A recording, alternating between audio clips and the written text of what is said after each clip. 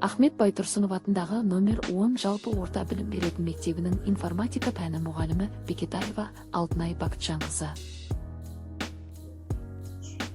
Саламатсыздар ма? 6 сыныпқа арналған бейне сабағымды қабыл алыңыздар. Ең бірінші сабақтың басында ұйымдастыру кезеңі болады. Оқушылармен ең бірінші амандасып аламын. Содан соң психологиялық ахуал қалыптастырамын смайлик әдісі арқылы. Содан соң оқушыларды суреттерді таңдау әдісі арқылы топқа бөлемін. Ең бірінші жаңа айтқанымдай психологиялық ахуал қалыптастырамын. Бұнда смайликтерді оқушылар келіп өздері таңдайды. Сол шыққан смайлик бойынша көңілдерін көтеру мақсатында сабағымызды бастаймыз. Енді осы аптаның дәйекті сөзі: туған жерде жер болмас, туған елде ел болмас. Топқа бөлемін. Ұлттық құндылықты дәріптеу мақсатында осы суреттерді алдым. Осы суреттердің ішінде жаңағы сандар жасырылған 3 топ, яғни қай оқушыға қандай сан түседі, соған байланысты топқа бөліп отырады.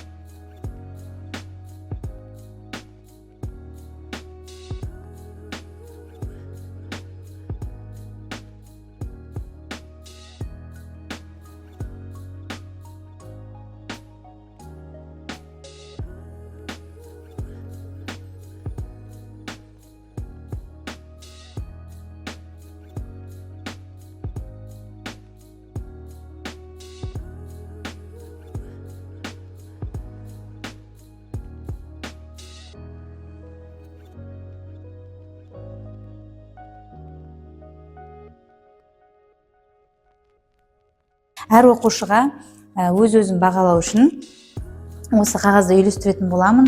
3 тапсырма арқылы өз-өздерін бағалап отырады. Оқушылар ат-жөнін жазады, жалпы ұпайын есептейді. Әр оқушыға 1 ұпайдан берем тапсырма жасаған сайын. Осы жасаған тапсырмалар арқылы жаңағы қағаздарына белгіленіп отырады. Өткен сабақты пысықтау мақсатында Genial платформасын алдым. Бұнда тестті жасадық. Осы тестті оқушылар орындап болған соң, мозаиканың ішінде осы тақырыпқа сай сурет жасырылған, сол шығу керек.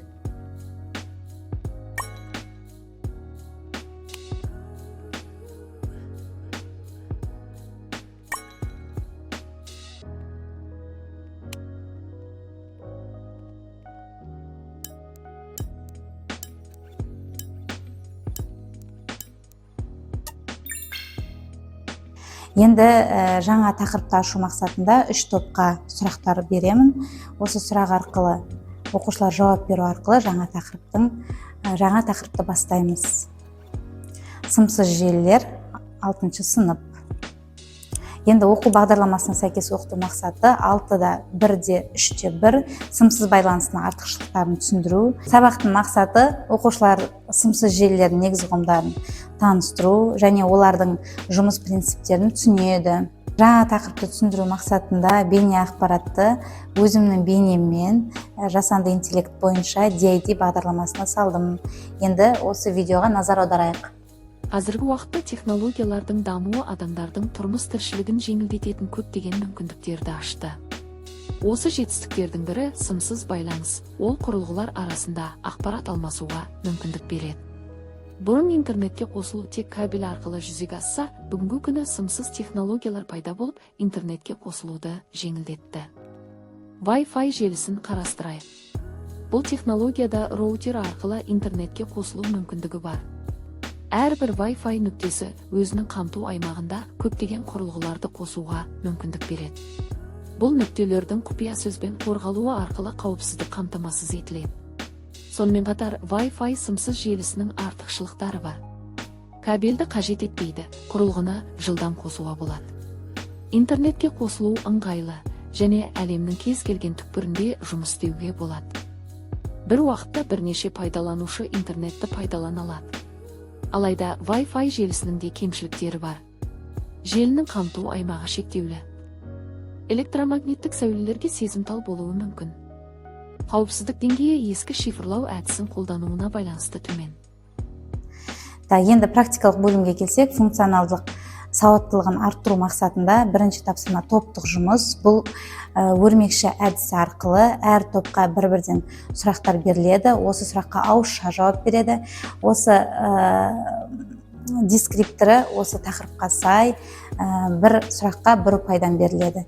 Екінші тапсырма бұл жұптық жұмыс. Ашық хат әдісі арқылы тапсырмаларды орындайды. Дескрипторы тақырыпқа сай бір ұпайдан беріледі. Екі практикалық тапсырмадан соң оқушыларды сергітіп аламын. Ұлттық құндылықты дәріптеу мақсатында ою-өрнектерді оқушылар іс-қимыл арқылы қайталап отырады.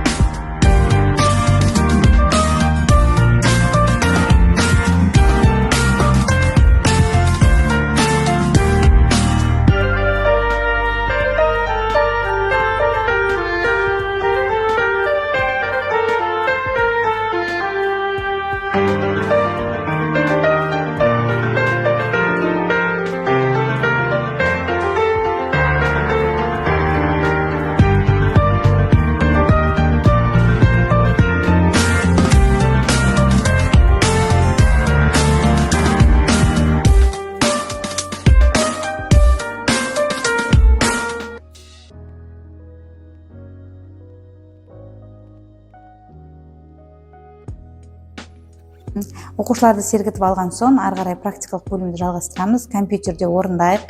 Үшінші тапсырма. Бұл оқушылар жеке орындайды. Практикалық тапсырма болғандықтан, әр оқушы компьютерге жеке отырып, осы тапсырманы орындайды. Ноутбукты, смартфонды, Wi-Fi сымсыз желісіне қосып, виртуалды көмекші арқылы сымсыз байланыстың шығу тарихы туралы қосымша мәліметтер табады. Осы тақырыпқа байланысты арқылы осы ұпайдан беріп отырамын. Сабақты бекіту мақсатында Educaplay платформасы бойынша жүзеге асырылады. Оқушылар бір-бірден шығып сәйкестендіреді.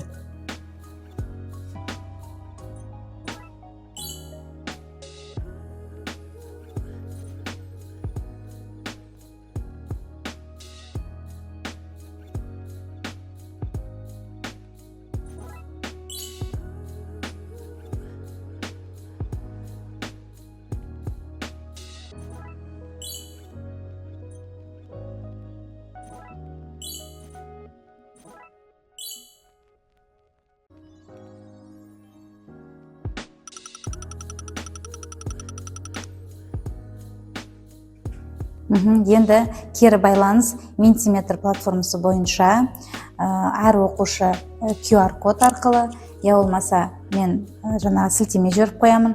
Осы арқылы сабақты қалай түсінгендігі туралы маған кері байланыс жасайды. Енді үй тапсырмасы Wi-Fi сымсыз желісіне зияны мен пайдасы туралы тақырыпта эссе жазу. Назарларыңызға рахмет. Сабақ ұнады деп ойлаймын.